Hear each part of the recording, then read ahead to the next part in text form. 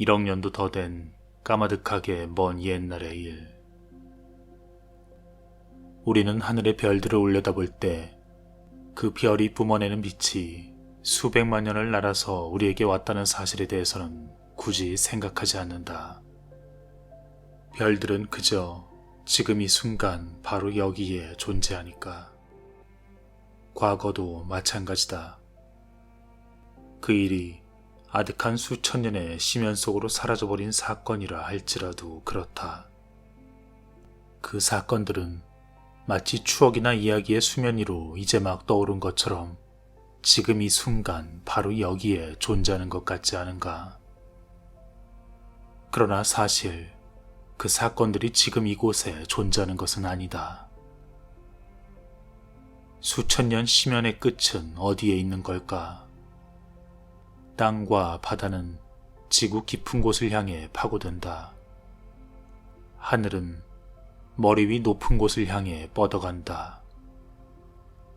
그렇다면 시간은 어떤 방향으로 흘러가는 걸까? 그리고 도대체 그것은 어디에서 시작된 것일까?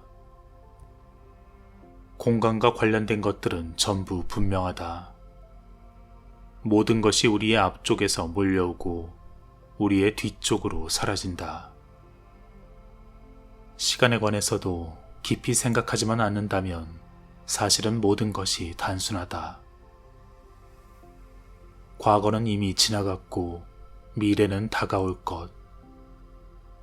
하지만 어제 일어난 일은 어디로 사라진 것이며 내일 일어날 일은 어디에서 오는 것일까? 단순한 것부터 시작해보면 덜 혼란스러울지도 모른다. 시간이란 과연 무엇인지, 어떻게 생기는 것인지, 아무것도 쉬운 것은 없으며 분명하게 알 수 있는 것도 없다는 사실 말이다. 어제는 어디로 사라졌으며 내일은 어디에서 오는지 알 수 없다면 어쩌면 어제와 내일은 아예 존재하지 않으며 오늘과 바로 지금만이 실제로 존재하는 것이 아닐까. 어제는 이미 존재하지 않는 것이 되었고 내일은 아직 존재하지 않는다. 이 말은 시간은 어디에서도 어디로도 움직이지 않는 아무것도 아닌 것이라는 뜻은 아닐까. 시간은 무의미한 것이었을까? 혹은 그런데도 어떤 물리적 현상이기는 하다는 말일까? 미래는 시간과 분리할 수 없는 개념이면서 동시에 헛된 개념. 과거는 그래도 제법 현실적이다. 수많은 유적이 과거의 존재를 증명하고 있기 때문이다. 하지만 그 때문만은 아니다. 깨진 그릇들과 고적들은 그저 낡아버린 현재에 불과하다. 그런 과거의 표면 위로 일련의 사건들이 일어나지 않는가? 그러면 그 사건들은 애당초 어디에 보관되는 것일까? 사실 과거는 두 눈으로 볼 수 있다. 별이 떠있는 밤하늘. 별들은 자기 자신을 태우며 빛을 내다 소멸한다. 그것이 얼마나 오래전에 생겨났든 우리는 지금 그 모습을 보고 있다. 마찬가지로 저 별들도 수백만 년 전 지구에서 일어났던 일들을 볼 수 있다. 그렇다면 과거는 그저 광선 안에 유지되는 것일 뿐일까?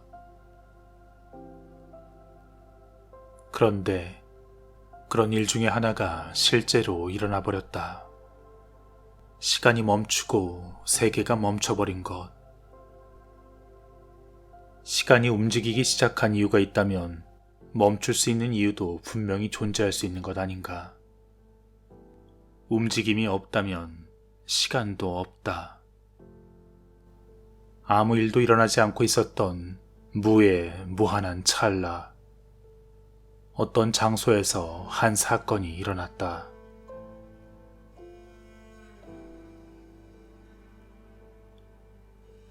여사제 이파트는 끝이 보이지 않는 사막을 혼잣말하며 느릿느릿 걸어가고 있었다. 어느 나라 사람인지 어느 시대의 사람인지도 알 수 없는 특이한 모습. 심지어 몇 살인지도 가늠할 수 없었다. 20대는 되었을까? 40대는 되었을 수도 있다. 의식용 분장과 원색의 드레스와 장신구들, 그리고 푸른 눈에 까만 단발. 이 모든 기괴한 차림에도 불구하고 그녀는 아름다웠다. 멈춰버린 현실 속에서 어떻게 그녀만 움직일 수 있었는지는 그녀 자신에게도 수수께끼로 남아있었다. 사실 이 파트는 그녀가 어디에 있는지 어쩌다 이곳에 왔는지조차 모르고 있었다. 신들이시여, 저를 고향으로 보내주세요. 그녀가 울부짖었다. 아니, 짜증스러운 말투로 화를 내고 있었다는 말이 더 가까웠을 것이다. 내 종과 신하들은 어디에 있단 말이지? 다들 고약한 장난을 치고 있는 것이라면 아주 무시무시한 벌을 내리겠다. 이 파트는 이미 지칠 대로 지쳐 있었지만 변덕스러운 공주님처럼 굴 정도의 기력은 남아있었던 것 같다. 주변의 환경은 너무나 비현실적이고 무시무시했다. 멀리 보이는 지평선까지 눈길이 닿는 곳마다 온통 모래 언덕이 쌓여 있었고 한 줌 바람도 일지 않았다. 덥지도 춥지도 않은 이상한 곳. 태양도 떠 있지 않은 하늘은 노랗게 빛났고 반대로 모래는 하늘색이었다. 가만 보자, 가만 보자. 과연 이것이 악몽처럼 끔찍한 현실인가? 아니면 끔찍하게 생생한 악몽일까? 이 파트는 똑같은 단어를 두어 번 반복하며 말하는 습관이 있었다. 어떻게 나에게 이런 일이 일어날 수 있다는 말이지? 모두가 두려워하는 악몽과 끔찍한 현실을 만들어내는 것은 그 누구도 아닌 바로 나란 말이다. 마지막으로 경고하겠다. 지금 당장 나를 사원으로 돌려놓지 않으면 매우 노할 것이다. 그게 얼마나 무서운지 알지 않느냐. 이 파트는 절망하여 풀썩 무릎을 꿇었다. 아, 눈물이 나올 것 같아. 그녀는 문득 그녀가 어디에서 왔으며 누구인지 분명히 기억이 나지 않는다는 사실을 알았다. 그녀가 한 나라를 다스리는 최고 사제였으며 그녀에게도 사원과 시종들과 스승이 있었다는 희미한 기억이 조각난 파편들이 되어 머릿속을 헤집을 뿐이었다. 그 이상은 도무지 알 수 없었다. 심지어 자신의 이름조차 기억하지 못했다. 신들이시여, 부디 제가 누군지 알려주소서.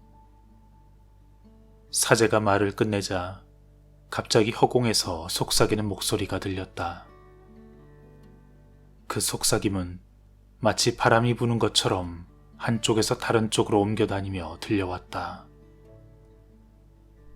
잇파트, 잇파트, 여사제 잇파트, 사제여, 사제여. 이상하군. 내 이름처럼 들리면서도 낯설디 낯설어. 그녀는 목소리가 어디에서 나는지 찾기 위해 주변을 두리번거렸다. 거기 누구냐? 나는 직전이다. 직전이다. 속삭임이 다시 메아리쳤다. 무엇의 직전이란 말이지?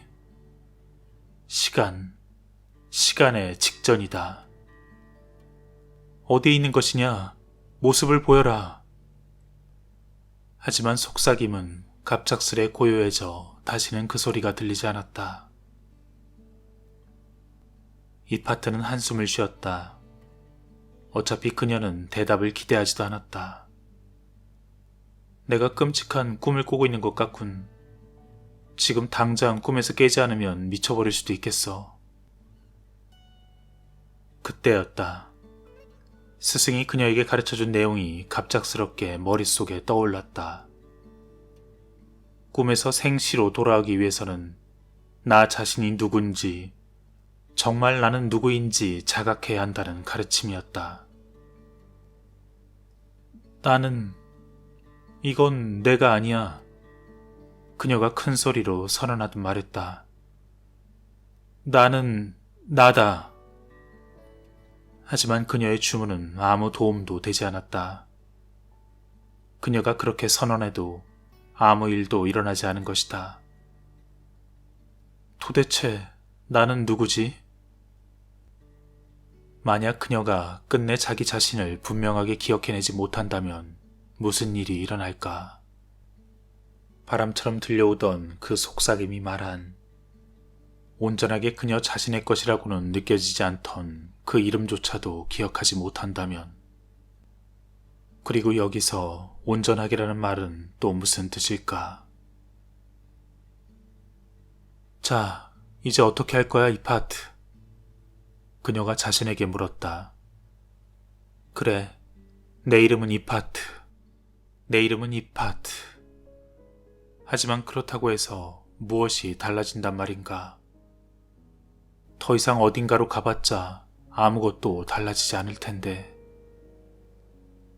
사방은 모래고 지평선 끝까지 모래 외엔 아무것도 없으니. 잠깐. 그때 스승님께서 또 무엇을 가르쳐 주셨지? 또 다른 기억이 그녀에게 희망의 섬광을 일으켰다. 꿈속에서 정신을 차려야만 꿈에서 보고 느끼는 것을 통제할 수 있다는 사실이 떠올랐다. 그렇게 하기 위해서는 주변에 있는 것을 주의 깊게 보고 모든 것이 정상적으로 일어나고 있는지, 뭔가 이상하지 않은지, 만약 그렇다면 그것이 왜 이상한지 고민해야 한다. 현실을 살펴보는 것이다. 맞아. 내 주변에 있는 것들도 나 자신도 뭔가 이상해. 온통 이상한 것들 뿐이야. 여기에 모래 말고는 뭐가 있단 말인가? 그리고 왜 모래가 하늘색이야? 그녀는 바닥에 앉아 모래를 한 줌 움켜쥐고는 그것을 다른 한 손으로 흘려보내 손틈 사이로 빠져나가게 했다. 이 모래는 모래가 아니야. 이 모래는 모래가 아니야. 그녀는 스승이 일러줬던 것처럼 평범한 것에서 평범하지 않은 본질을 찾아내려 애쓰며 말했다. 모래의 색 말고 다른 특이한 점이 뭘까? 그저 모래처럼 모래알이 여러 개 모여있고 내 손틈 사이를 이렇게 빠져나가는 걸. 바로 그 순간 이 파트 앞에 놓인 모래가 공중으로 떠오르더니 거대한 회오리를 만들어내며 하늘로 솟구쳤다. 무시무시한 기세였다. 그녀는 비명을 지르며 회오리로부터 달아나려고 했지만 전부 소용없었다. 그녀가 어느 쪽으로 가든 모래바람이 그녀의 앞을 가로막았기 때문이다. 더구나 이 파트는 아주 불편한 구두를 신고 있었기 때문에 빠르게 달아날 수도 없었다. 그녀는 결국 발을 헛디뎌 넘어지고 말았다. 걷잡을 수 없는 불안감으로 꼼짝할 수도 없었지만 모래바람에 아무 피해도 입지 않았다는 사실에 마음을 다잡고 조금은 진정할 수 있었다. 알겠다. 내가 너무 겁에 질려 앞으로 더 나아갈 수 없었던 거구나. 그렇다면 이미 잘 된 거지. 더 잘 된 일이야. 하지만 이미 지쳤어. 두려움과 나는 별개의 것이 되어야 해. 이제 두려움과 함께하고 싶지 않아. 구두 속에 두려움을 넣어두고 여기에 둔 채 떠나야겠어. 어차피 이곳에서 구두는 아무 쓸모 없을 테니. 저리 가. 나에게서 멀리 떠나가 버려. 그리고 그녀는 모래바람을 향해 구두를 힘껏 던졌다. 됐어. 두려움은 여기에 남겼으니 이제 난 떠날 거야. 구두는 모래바람 속에서 회오리치다가 사라졌다. 바람은 점차 거세지더니 어느덧 무시무시한 소리를 내고 있었다. 느낌이 좋지 않군. 하고 이파트는 생각했다. 좀 더 제대로 된 수를 써야만 할 것 같았다. 자, 이파트. 이 빌어먹을 현실을 똑바로 바라보고 무슨 일이 일어나는지 파악하지 않으면 너는 끝장날 거야. 이건 단순한 모래도 단순한 회오리 바람도 아니야. 그럼 뭐지? 생각해봐. 얼른 서둘러. 그때 그녀의 위로 그림자가 드리워졌다. 모래시계. 그녀가 소리쳤다. 이건 모래시계야. 이제 네가 보이는구나. 이 악마 같은 현실아. 바로 그때 소용돌이 치던 바람이 멈췄다. 무시무시한 소리는 사라지고 유리종 소리가 들려왔다. 거대한 회오리가 되어 휘몰아치던 모래바람은 금세 잠잠해지더니 땅 위에 내려앉았다. 모래는 원래 노란 빛을 되찾았고 하늘은 푸른색으로 밝게 빛났다. 딱 한 가지 태양만이 보이지 않을 뿐이었다. 같은 날 같은 시, 다른 시대의 다른 장소에서. 시대가 다른데 같은 날 같은 시라는 말이 어떻게 가능한 일인지 궁금하겠지만 그건 나중에 설명하도록 하겠다. 본래 시공 안에서의 움직임이란 항상 일직선상에서 이루어지는 것이 아니니 말이다. 이파트와 함께했던 바로 그 시공에서 새로운 연극의 무대로 이동하기 위해서는 멀고도 험난한 여정을 떠나야 한다. 당신이 하늘을 날고 있다 상상해보라. 이파트의 모습이 점점 작아져 점을 찍어 놓은 듯한 크기로 변했고 지구는 평평한 땅이 아니라 지구본의 모습에 더 가까워졌다. 당신은 점점 더 높이 올라갔고 하늘의 쪽빛은 우주의 암흑으로 물들어 버렸다. 이제 당신은 아무것도 없는 어두컴컴한 공간을 날아가고 있다. 하지만 별들이 주변을 밝히고 있어 당신이 있는 곳은 어둡지 않다. 그리고 먼 곳에서 하늘색의 작은 공처럼 반짝이는 지구가 아직 시야에 들어온다. 하지만 이내 지구도 점으로 변해버렸다. 눈 깜짝할 사이에 그런 상태로 허공에 떠있게 되었다. 암흑 속에서 별들에 둘러싸인 채 별들 말고는 아무것도 없는 그 허공 속에 그때 별 하나가 갑자기 거대한 터널로 변하더니 빛을 내며 당신을 빨아들이기 시작한다. 끝이 보이지 않는 긴 터널을 따라 어마어마하게 빠른 속도로 이동한다. 마침내 속도가 점차 줄어들며 당신은 터널 밖으로 빠져나온다. 하지만 여전히 별이 가득한 암흑 속에 떠있을 뿐. 그중 별 하나가 점점 커지기 시작했고 몸이 조금씩 움직이고 있음을 깨닫는다. 별은 공으로 변하더니 당신의 눈앞에서 점차 커지다 푸른 행성으로 변한다. 다른 시대의 또 다른 지구. 아래에는 도시의 불빛이 보인다.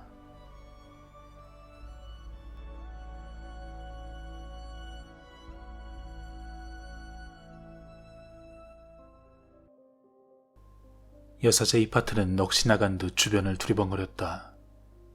저 멀리 한 도시의 윤곽이 어렴풋이 눈에 들어왔다. 걸음을 옮겨 도시로 들어갔지만 정적뿐. 사람은 아무도 없었고 마네킹들만 있을 뿐. 그리고 이파트는 곧 자신의 몸이 그 무엇도 통과할 수 있음을 깨달았다. 제발 여기서 도대체 무슨 일이 일어나고 있는지 설명해 줄 사람은 아무도 없는 건가? 그때 문득 그 목소리가 기억났다. 이봐 직전, 여기에 있느냐? 그녀가 말을 꺼내자 침묵 속에 호련히 속삭임이 들려왔다. 나는 어디에나 있으며 모든 곳에 있다. 정말로 여기 있었구나. 이파트는 살아있는 것을 만났다는 사실에 기뻐하며 말했다. 네가 어디에 있고 누구인지 묻는 게 아니야. 내가 있는 이곳이 어디며 이것들이 전부 뭔지 알려줄 수 있느냐. 메타현실이다. 메타현실? 현실의 복제품이지. 세상에, 더 자세히 알려주지 못하겠느냐. 복제품이라니. 모든 것의 시작이고 모든 생명의 근원이며 모든 것의 출발. 이 도시는 뭐지? 있을 수 있었던 것을 본떠 만든 모델이다. 그렇다면 이곳에 멈춰버린 사람들은? 사람이 아니라 마네킹이다. 사람들을 본떠 만든 모형이지. 왜 여기서는 모든 것이 느리게 흘러가는 거야? 나는 여기서 뭘 하고 있는 거고, 어떻게 내가 사물을 통과할 수 있었던 거지? 질문이 너무 많다. 이만 사라지겠다. 잠깐. 내가 어떻게 하면 돌아갈 수 있는지만 말해주거라. 곧 알게 될 것이다. 속삭임은 점점 멀어지다 결국 사라졌다. 대답보다 훨씬 더 많은 질문만 남아버리고 말았지만 이파트는 앞으로 나아가는 수밖에 없었다. 그렇게 계속 나아가 한 광장에 도달했을 때 이파트는 또 하나의 형상을 발견했다. 공중에 떠있던 그 형상은 다름 아닌 이파트. 그녀는 심한 공포를 느끼며 뒤로 물러섰다. 하지만 어쩐지 온몸이 마비된 듯 다리조차 제대로 움직일 수 없었고 그 자리에 꼼짝없이 서 있어야 했다. 잠시 후 알 수 없는 힘이 그녀를 올가매어 높이 띄웠고 그녀는 나선형으로 빙글빙글 돌다 허공에 떠있는 형상으로 빨려 들어가 버렸다. 형상과 하나가 된 이파트의 몸은 땅으로 떨어졌다. 잠시 후 정신을 차린 그녀는 주위의 모든 것이 제자리에 있음을 깨달았다. 그녀는 형상과 하나가 되어 있었고 그녀의 구두가 쿵 소리를 내며 떨어졌다. 몸은 다시 물질의 형태를 되찾은 것 같았고 건물에 다가가 몸을 다시 통과시키려 해보았지만 되지 않았다. 모든 것이 원래대로 돌아온 것 같았다. 다행이네. 적어도 나는 다시 나로 돌아왔어. 그리고 곧 한 형상이 눈에 띄었고 이파트는 조심스레 다가가 살피려 했다. 그 형상은 조금도 움직이지 않고 있었다. 이파트는 마치 그 자리를 떠나는 척하며 멀리서 그 여인의 형상을 살폈다. 그러자 곧 그 여인은 자리에서 일어나 주위를 두리번거렸다. 이파트는 살금살금 여인의 뒤로 다가가 큰 소리로 외쳤다. 이봐! 마틸다는 깜짝 놀라 펄쩍 뛰어오르며 비명을 질렀다. 그들은 잠시 동안 아무 말 없이 서로를 바라보기만 했다. 나는 사제야. 너는 이름이 뭐지? 마틸다. 틸리라고 불러도 좋아. 그 둘은 서로가 살아있는 영혼을 거기에서 처음 만나는 것이었다. 그들은 똑같은 감정을 느끼고 있었는지 서로를 바라봤다. 그리고 아무 말도 하지 않은 채 서로를 껴안고 눈물을 떨구었다.